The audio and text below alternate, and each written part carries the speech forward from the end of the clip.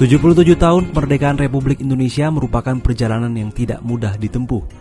Pandemi COVID-19 yang menerpa selama 2 tahun lebih, hingga dampak perang Ukraina-Rusia yang masih berlangsung memicu ancaman krisis kesehatan, pangan, dan energi yang membuat perjalanan bangsa Indonesia syarat lika-liku, tantangan, tetapi juga membawa peluang. Presiden Joko Widodo dalam wawancara khusus dengan pemimpin redaksi harian Kompas Suta Dharma Saputra pada Minggu 14 Agustus 2022 di Istana Merdeka Jakarta menyampaikan, selain tantangan internal, Indonesia juga menghadapi tantangan eksternal. Salah satunya perang Ukraina-Rusia yang mengakibatkan pasokan minyak dan gas menjadi terganggu. Kondisi ini berakibat pada melonjaknya harga minyak dunia. Berdasarkan data dari Bloomberg pada Selasa 16 Agustus, harga minyak mentah jenis Brent dijual dengan harga $94,06 AS per barel. Padahal asumsi harga beli minyak pada APBN 2022 hanya sebesar $63 AS per barel.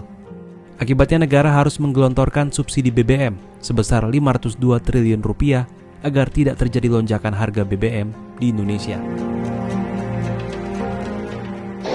Pertalite masih kita jual 7.650. Harusnya harga yang benar, harga keekonomian itu 17.100.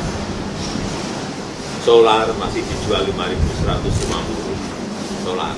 Padahal harga keekonomian harga yang sebenarnya 19.000. Pertamax juga harusnya 17.200, kita jual 12.500. Subsidi nggak ada negara seberani kita ini mau subsidi sampai 502 triliun itu kalau di miliar US dollar kira-kira 35 miliar US dollar hanya untuk subsidi. Tapi ya memang strategi kita seperti itu untuk menahan agar tidak terjadi perlambatan ekonomi dan tidak terjadi kenaikan inflasi yang sangat drastis seperti negara-negara lain. Jokowi mengungkapkan, berkat kucuran subsidi tersebut, ekonomi Indonesia bisa tumbuh sebesar 5,01% pada kuartal pertama 2022 dan 5,44% pada kuartal kedua 2022. Besaran inflasi juga bisa terkontrol di angka 4,9% ketika negara-negara lain mengalami inflasi di atas 5%. Selain krisis energi, dunia juga tengah dihadapkan ancaman krisis pangan. Jokowi menyebut saat ini diperkirakan sudah 345 juta penduduk dunia berada pada posisi kekurangan pangan dan berpotensi terus bertambah menjadi 800 juta jiwa jika tak segera diatasi.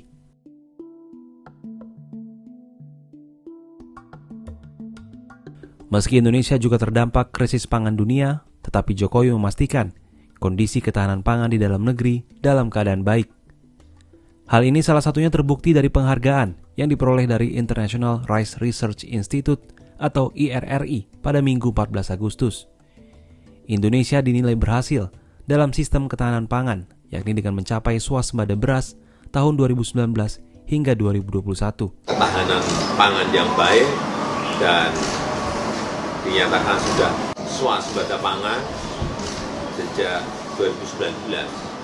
Dan mereka mengamati dengan angka-angka yang ada, memang produksi beras kita sudah selama 3 tahun berturut-turut jadi di 31,3.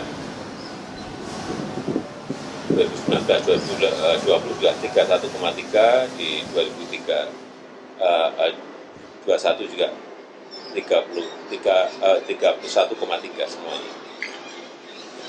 Juta ton.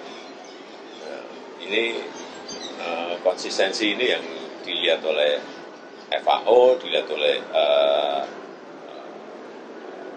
International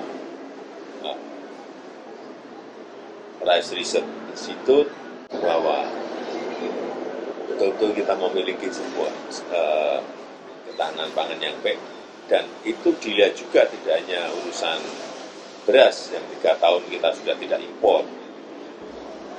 Jagung pun mereka lihat yang dulu kita impor 3,5 juta ton, hari ini kita hanya impor kira-kira tahun ini 800-an ribu ton. Nah, turunnya juga drastis banget. Belum banyak bahan-bahan pangan yang belum kita kembangkan. Sorghum sudah mulai sekarang kita tanam di NTT, kemudian porang produksinya naik terus, kemudian sagu mulai kita kerjakan di Sorong Selatan. Ini banyak yang nggak lihat itu, tapi sudah kita mulai. Saya kira hasilnya akan secepatnya lah kita lihat dari hal-hal yang sudah kita lakukan. Saya kira untuk ketahanan pangan yang paling sulit kita kendalikan hanya satu, perubahan iklim. Presidensi Indonesia dalam ajang G20 tahun ini akan dijadikan momentum oleh Presiden Jokowi untuk membawa isu-isu krisis energi, pangan, dan keuangan. Topik-topik strategis itu akan diusung sebagai salah satu pembahasan utama pada pertemuan G20 November mendatang.